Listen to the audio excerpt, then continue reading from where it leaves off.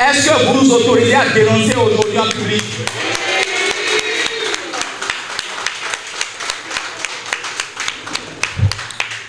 Alors, nous allons d'abord commencer par les démarches que nous avons eu à mener en vain. À un moment donné, vous avez eu l'impression que votre syndicat ne parlait pas et que votre syndicat ne réagissait pas. Simplement parce que nous avons pris le temps de la sagesse, de discuter, de négocier, de faire des propositions. Et maintenant que nous sommes fatigués de faire le travail dans la discrétion et dans la discipline, nous avons décidé de dire en public. Nous avons demandé à participer aux différents travaux concernant les réformes. À un moment donné, nous avons constaté que soit quelque chose se fait dans notre dos, soit rien ne se fait, mais de toute façon, nous n'avons pas été associés. Vos représentants n'ont pas été associés. Et nous avons pris sur nous de dire que même si nous ne sommes pas associés, nous allons faire des propositions. Et donc c'est dans ce cadre que nous sommes venus à l'Assemblée Générale ici, vous annoncer que nous allons mettre un comité en place pour pouvoir élaborer des propositions en votre nom et les remettre aux autorités compétentes.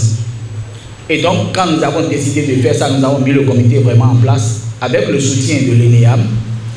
Et de ce comité, on a pu sortir un document de 50 pages que vous voyez ici. Dans ce document, c'est un document stratégique où nous avons parlé des réformes, où nous avons dit un certain nombre de choses. Tout ce qui, ou la plupart de ce qui vous préoccupe par rapport aux réformes, nous les avons dit dans ce document. C'est des collègues qui l'ont fait, ils ont interrogé d'autres collègues, ils ont fait le document. Quand le document a été fait, nous avons écrit à la ministre, qui d'ailleurs n'a jamais essayé de nous rencontrer. Nous avons écrit à la ministre pour demander que la ministre nous rencontre. C'est 2 mois après que la ministre nous a fait rencontrer par son secrétaire général. Et nous avons dit au secrétaire général un certain nombre de choses que nous attendons d'eux. Et nous avons insisté sur le fait que nous voulions rencontrer ne serait-ce qu'une seule fois Madame la ministre pour lui remettre le document que nous étions en train de finaliser à l'époque. Je crois qu'on était autour de juin, je ne me rappelle plus exactement de la date, mais je crois qu'on était autour de juin. De juin à ce jour, Madame la ministre n'a jamais essayé de voir qu'est-ce que nous avons à lui proposer.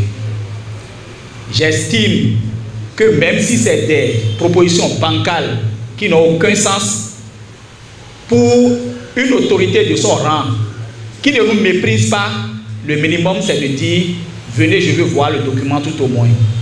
Ça n'a pas été le cas. Madame la ministre se contente de donner des instructions à ses représentants, à nos patrons, qui nous répercutent ces instructions comme si nous étions des bétails. Nous avons accepté, nous sommes du bétail, mais nous avons commencé par refuser à partir d'aujourd'hui que nous ne sommes plus du bétail.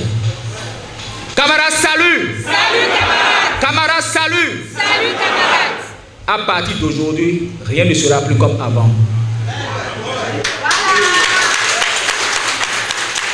Désormais, vous pouvez compter sur votre syndicat. Ce serait du fire for fire.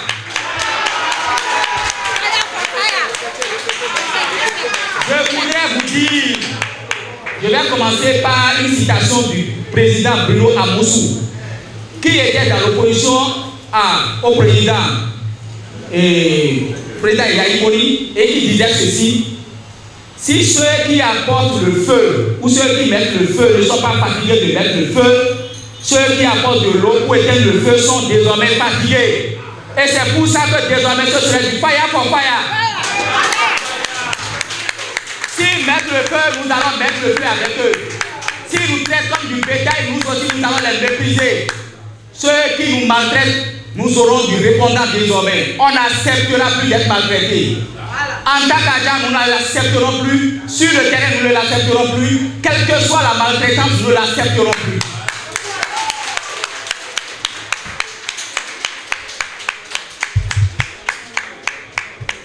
Camarades, salut. Salut, camarades. Comme je le disais, nous allons dénoncer un certain nombre de choses, un certain nombre de situations que nous vivons ici. Je vais commencer par l'établissement du PTA et du budget. Depuis 2 ans, nous passons d'abord le trimestre sans travailler, sans avoir les moyens, avant qu'on nous vote le budget. En 2024, le budget a été validé en juin. Alors qu'en temps normal, le budget salarial commence à être élaboré pour l'année qui suit en juillet. C'est-à-dire que nous avons fait 6 mois sans budget. Parce que Madame la ministre a choisi de mettre en place un processus qui étouffe, qui nous crée tous les problèmes.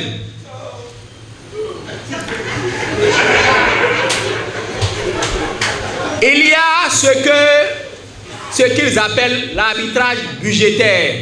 C'est-à-dire que lorsque vous avez fini d'élaborer votre PTA, le plan de travail annuel, la ministre apprécie et ensemble vous entendez sur ce qui doit être retenu. Le processus de l'arbitrage est tel que il y a d'abord les collaborateurs de la ministre qui, au nom de la ministre, apprécient d'abord le travail qu'on fait et après la ministre même revient pendant qu'elle a fini d'instruire ses collaborateurs pour travailler là-dessus, elle revient elle-même pour encore remettre des choses en cause. Ce qui fait que l'élaboration de notre PTA et de notre budget prend suffisamment de temps et on se retrouve à 3 mois et à 6 mois. Le plus grave, c'est que Madame la ministre à des moments donnés fait de l'arbitraire dans l'arbitrage budgétaire.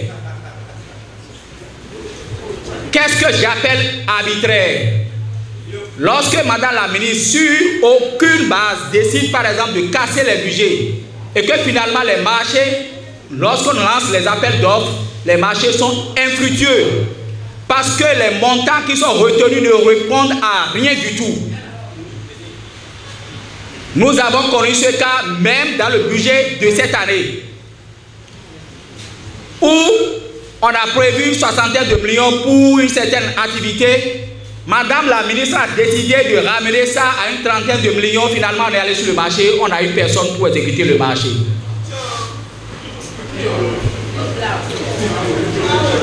Parfois, lorsque vous écoutez ça et vous suivez cette situation, vous vous demandez si les réformes, c'est pour aller de l'avant ou c'est pour aller en arrière.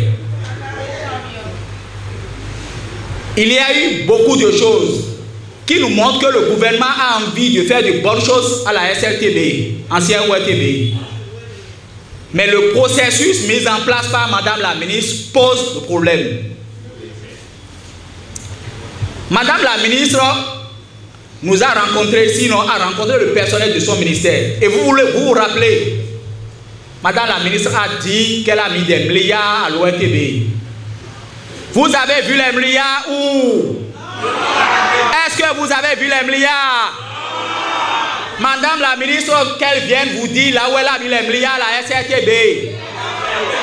Nous n'avons pas les yeux pour voir ces milliards. Dites à Madame la ministre que nous n'avons pas des yeux pour voir ces milliards.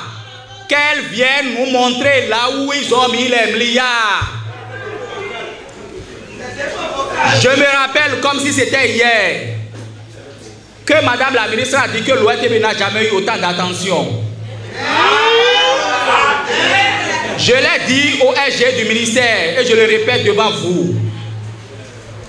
Madame la ministre a peut-être de l'attention pour nous, mais j'ai dit, cette attention, c'est pour un mari qui rentre tôt à la maison, qui aide sa femme à la cuisine et qui dit qu'il est attentionné, mais au fond, il ne donne jamais la popote.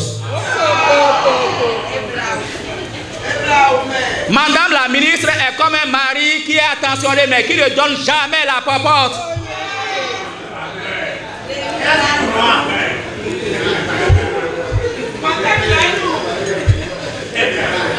Je vais continuer. Madame la ministre a dit qu'elle fait des réformes et que l'ORTB doit pouvoir s'améliorer. Mais c'est Madame la ministre qui bloque les missions, même quand la SRTB ne doit pas dépenser. Et je donne des exemples précis. Assemblée générale UAR, Union des radios et télévisions de l'Afrique, enfin Union africaine des radios et télévisions, Assemblée générale au Nigeria. On a envoyé le courrier à Madame la ministre pour qu'elle puisse délivrer l'ordre de mission pour la délégation qui doit partir au nom de la SLTB. Le courrier n'a jamais eu de réponse jusqu'à ce jour. Or, la SLTB n'avait pas à dépenser un seul rond pour ce déplacement. Assemblée générale, UAR, Gaborone, 14e Assemblée générale, pareil. Formation sur l'intelligence artificielle à Lomé, pareil. Formation BBC Abidjan, pareil. Demandez à Madame la ministre à quoi ça répond.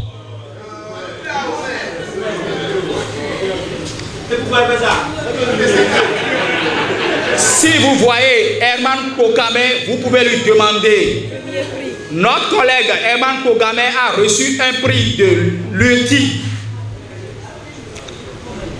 Quand il a reçu ce prix, ils lui ont donné un voyage pour la Russie pendant le sommet Afrique-Russie.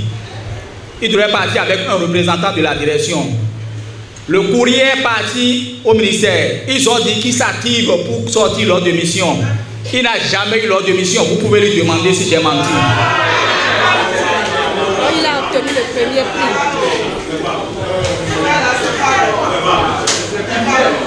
Tous ces déplacements ne sont pas aux frais de la SLTB, c'est aux frais des organisateurs. Il est arrivé des fois où nous avons confirmé le voyage, ils ont réservé les chambres d'hôtel, on n'est pas parti. Il faut que Madame la ministre explique pourquoi elle fait ça. Il est arrivé où une collègue devrait aller dans un voyage où une délégation devrait partir du Bénin. Une première fois, on a attendu l'ordre de mission, ce n'est pas arrivé, la personne n'est pas partie. La deuxième fois, quand l'ordre de mission n'arrivait pas, la personne a appelé les organisateurs pour leur demander, pour leur dire, voilà la situation à laquelle je fais face. Les organisateurs disent à la personne, rapproche-toi d'un certain ministère, le ministère de l'Agriculture si vous voulez. Ils ont une délégation qui doit venir à la même manifestation, rapproche-toi d'eux. La personne s'est rapprochée, le ministère a signé l'ordre de mission, la personne est partie. Est-ce que vous pensez que c'est normal?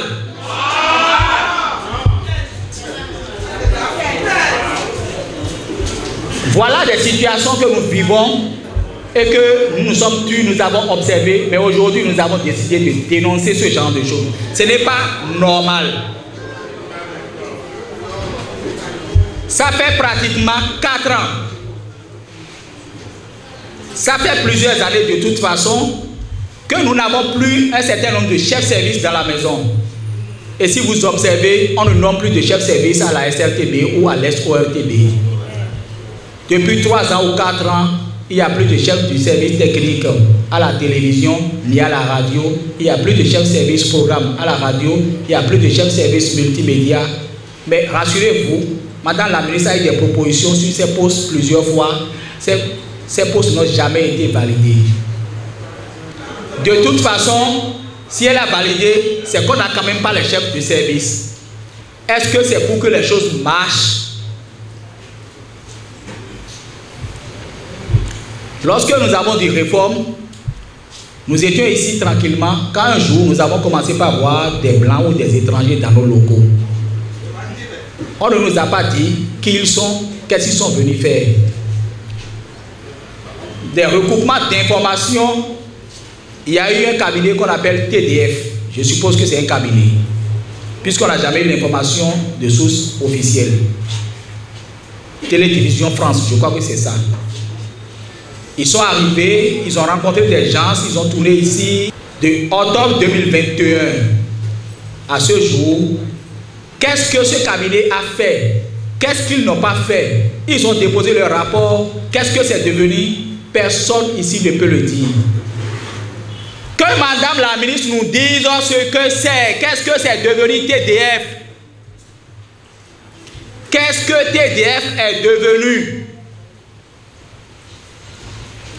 Alors, nous sommes obligés aujourd'hui de demander des comptes à ceux qui sont en train de mener la réforme. Parce qu'en réalité, il s'agit de notre vie, il s'agit de notre carrière après tout. Enfin, ce n'est pas du militantisme, du syndicalisme chemin, mais c'est une manière, et je sais que graduellement, on finira par y arriver.